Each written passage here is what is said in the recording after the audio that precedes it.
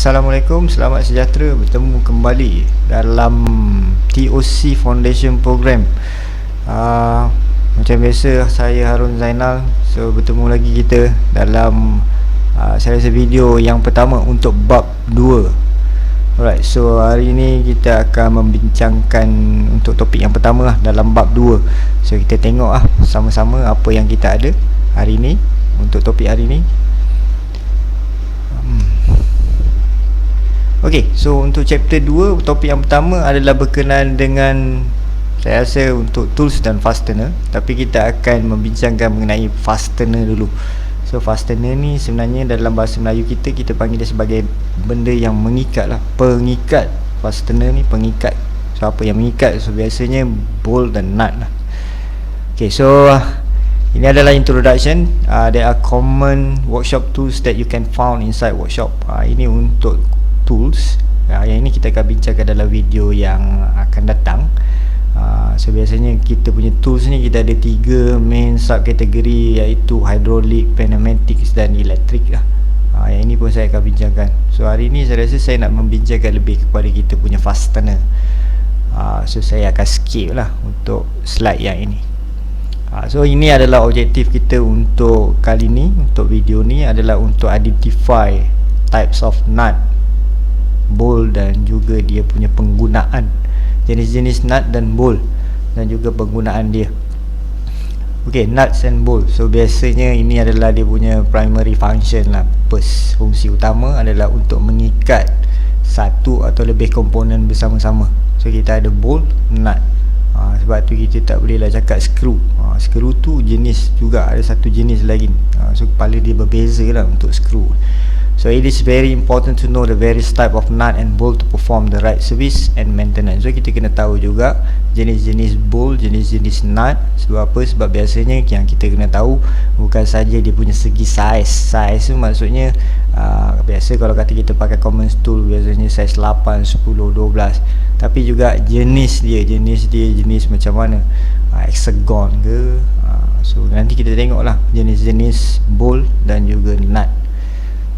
Okey, yang pertama sekali yang kita kena tahu adalah parts pada bolts dengan nut. So kita tengok kita ada parts dia. Biasanya kita punya thread. So thread ni adalah, untuk thread pun kita kena tahu juga kita ada 2 jenis thread, satu coarse, satu fine, maknanya kasar dan juga halus. Kemudian kita punya marking, strength marking. Kalau kita tengok kat sini ni 88 ni maksudnya dia punya kekuatan dia lah. So kita tahulah strength dia berapa. So biasanya kalau technician yang bagus tu, dia akan tengok pada strength marking ni untuk dia tahu berapa torque untuk digunakan. So dia tak adalah over torque. Torque ni maksudnya macam kita ketatkan dia lah. Maknanya tak adalah terlebih ketat, boleh mengakibatkan skru tu rosak. So penggunaan skru tu ataupun bolt, nut ni kita tahulah untuk guna dia pada bahagian yang mana. Okey, kita punya size.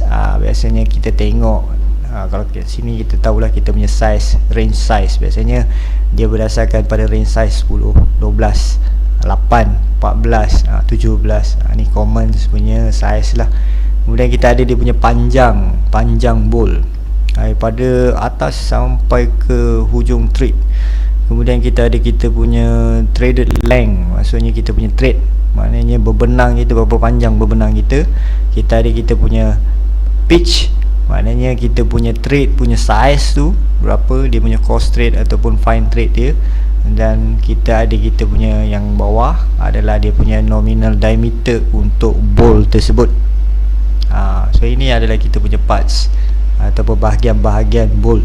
Untuk nut pula kita ada juga dia punya strength. So kita ada grade 6, 8, 12, 14. So ini semua adalah berdasarkan grade. Kalau tanya saya mengenai grade ni adalah segi kekuatan bolt tu.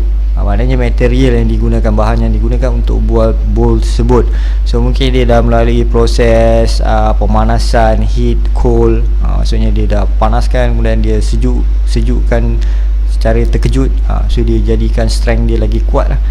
So ini dia punya proses-proses lah. Biasanya ini proses-proses metal lah untuk kekuatan bahan besi. Okay, thread pitch might either be fine or coarse. Ini tadi so saya pun dah bagi tahu. So kita tengok lah. So dia ada 2 jenis thread. ataupun benang, satu yang kasar, satu yang halus. So both bolt and nut must be at the same thread pitch in order to match together. So maknanya kalau kita ada bolt, kita ada nut, mestilah sama. Kalau bolt kita adalah thread yang kasar, so nut pun kena gunakan thread yang kasar. Dia ada size dia, kita tengok dia punya thread pitch, lah.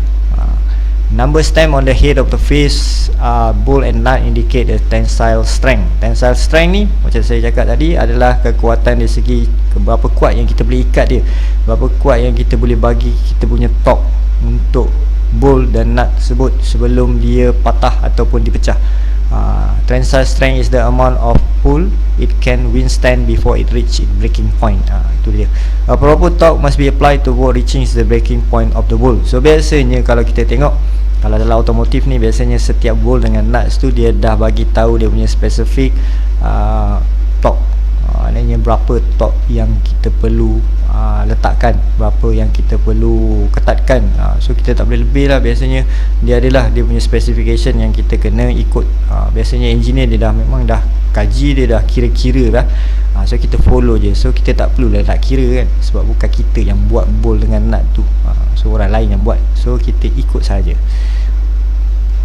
Okay, tensile strength of bolt range from low to high, which equivalents to grade point. So kita tengoklah, tadi saya ada bagi tahu dia biasanya dia akan stamp pada kepala bolt ataupun dekat permukaan nut.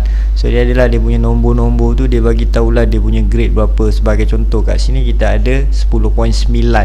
Approximate tensile strength of the bolt is equivalent to 1 megapascal. So 1 megapascal ni adalah kita punya torque, 1 megapascal. So if the bolt has no marking, it means it's a soft bolt or low carbon steel that may be equivalent to grade 2 or grade 3. So dia punya kekuatan dia boleh stand up to 64,000 psi of pull. Tinggi juga, 64,000 psi ini tinggi. Okay, in some instance slot are seen on top of the bolt to represent tensile strength. So the higher of the numbers, more slot, the higher the tensile strength of the bolt and nut.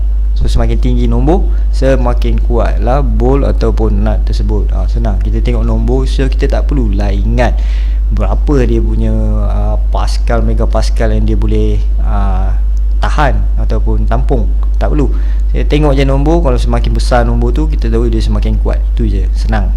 So tak payah nak tahu berapa, ni berapa ribu PSI ni dia boleh stay. Tak payah. Susah je kita nak ingat banyak. Okay, next kita tengok. Okay, kita pergi pada types of bolt. So kita ada first punya adalah hexagon head bolt. Dia panggil hexagon, yang bentuk dia segi 6. Ini yang biasalah kita tengok, segi 6, hexagon. 6 sides which has become the industry standard for bolt. So memang dia segi 6 ni standard lah untuk industri. Kemudian kita ada flange type. Dia sama juga, dia punya kepala hexagon juga, tapi dia ada flange. Maknanya dia ada macam cap, dia ada macam topi tu. So kita panggil dia flange. The wider parts of the bolt comes in contact with the surface to dampen the contact pressure. So ini dia membolehkan bolt tersebut dia melekat ataupun dia mengikat tu dengan lebih bagus lah. Berbanding yang tadi tu, dia tak ada flange ni. Minimizing any possibility of damaging the components that is being fastened together with this bolt. So biasanya kalau jenis bolt yang macam ni, dia mengikat komponen yang biasanya komponen yang ada vibration, dia bergerak. Bagi contoh, kita boleh cakap, saya boleh bagi contoh example macam kompresor, aircon kompresor tu dia sentiasa berpusing, maknanya ada vibration. So biasanya dia akan pakai flange type, dan dia adalah washer juga. Nanti kita tengok pada type washer, tu dalam video yang next lah. Okay, ni ada yang washer type. So baru dia cakap dah ada dah. Washer type, so dia hexagon tapi dia bukan flange, tapi dia equipped with washer. Maknanya dia ada datang bersama-sama dengan washer. Washer ni kita tak boleh tanggalkan. Dia memang kat situ je. Kita nak cuba keluarkan pun memang tak boleh, sebab dia jenis bolt yang didatangkan khas bersama dengan washer. So kita ada dua washer kat sini. Satu washer sekeping biasa je, satu lagi dia macam spring bentuk dia. Sebenarnya function washer ni adalah untuk absorb vibration lah. So bila kita ketatkan tu, kalau ada vibration, dia susah untuk dia longgar balik. So this bowl work exactly like the French type bowl, with the only difference that it has washer between the bowl head and the washer. So this prevent the bowl from getting loose when subject to constant vibration. Baru inilah saya dah terangkan lah, itu dalam bahasa Inggeris dia dah. Okay, next kita ada U-bowl. Okay, ni U-bowl ni biasanya kita tengok pada suspension lah, rigid type suspension that is use leaf spring. So biasanya kalau kita tengok yang pakai leaf spring ni, macam contoh kereta, kalau sekarang ni, dulu ada kereta sedan yang biasa, kereta macam biasa, bentuk biasa, dipakai leaf spring macam Toyota yang lama tu. Tapi sekarang kita dah tak ada, biasanya van ataupun 4-wheel lah pakai ni, ataupun biasa kita tengok lori dia pakai spring yang macam ni. Dia rigid ni maksudnya yang kuat lah, teguh. Okay, so dia nak perlu kuat sebab dia tampung benda yang sangat berat, dia tak boleh pakai coil spring biasa, so dia kena pakai leaf spring. So biasanya untuk kita ikat leaf spring ni, kita gunakan U-bowl. Dia kuat U-bowl ni, right? So biasanya kita pakai 2 set lah untuk ikat. Okay, kemudian kita ada jenis stud bowl. So this bowl was designed to have a thread at both end. Dia ada thread 2 bahagian, alright. Tapi dia tak ada bahagian untuk ketat. Tapi kita ada tools yang kita gunakan untuk kita ketatkan stud bowl ni pada permukaan components lah. Biasanya one of the bowl is fixed permanently to the fixed part, while the other end is for nut to join together as 2 components for assembling.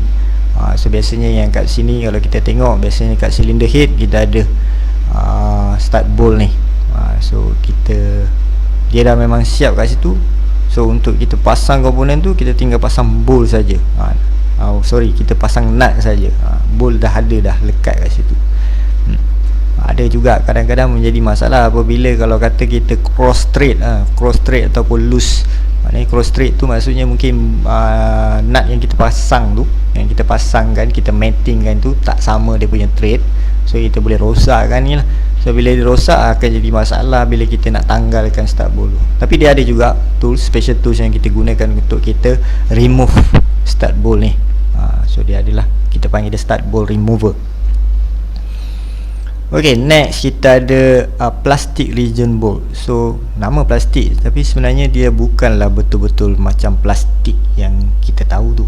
Alright, so dia kenapa dipanggil plastik, sebenarnya dia elastik, dia boleh memanjang.